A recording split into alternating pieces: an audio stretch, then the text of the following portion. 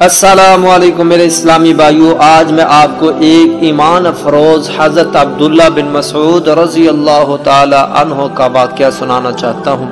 برائے مہربانی آخر تک اس حدیث کو سننا۔ اگر ویڈیو اچھی لگے تو ہمارے چینل کو سبسکرائب کر دینا۔ بسم اللہ الرحمن الرحیم۔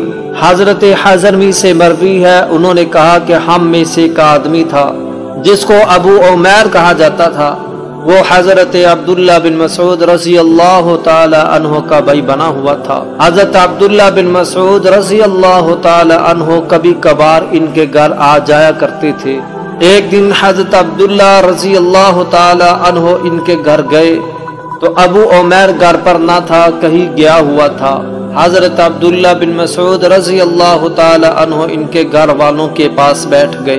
ابو عمیر کی بیوی نے اپنی لونڈی کو کسی کام کے لیے باہر بھیجا۔ اس لونڈی نے آنے میں کچھ دیر کر دی۔ ابو عمیر کی بیوی سے برداشت نہ ہوا اور کہنے لگی کہ اس نے اتنی دیر کر دی، اللہ اس پر لعنت کرے۔ حضرت عبداللہ رضی اللہ تعالی عنہ وہاں سے اٹھے اور دروازے کے قریب بیٹھ گئے۔ اتنی دیر میں ابو عمیر بھی آ گئے اور اس نے حضرت عبداللہ رضی اللہ تعالی عنہ سے کہا، کیا بات ہے ادھر بیٹھے ہو، اپنے بھائی کے گھر نہیں بیٹھے؟ تو حضرت عبداللہ رضی اللہ تعالی عنہ نے کہا کہ گیا تھا، لیکن یہ والا معاملہ پیش آیا۔ لونڈی کے دیر کرنے کی وجہ سے تیری بیوی نے اس پر لعنت کر دی۔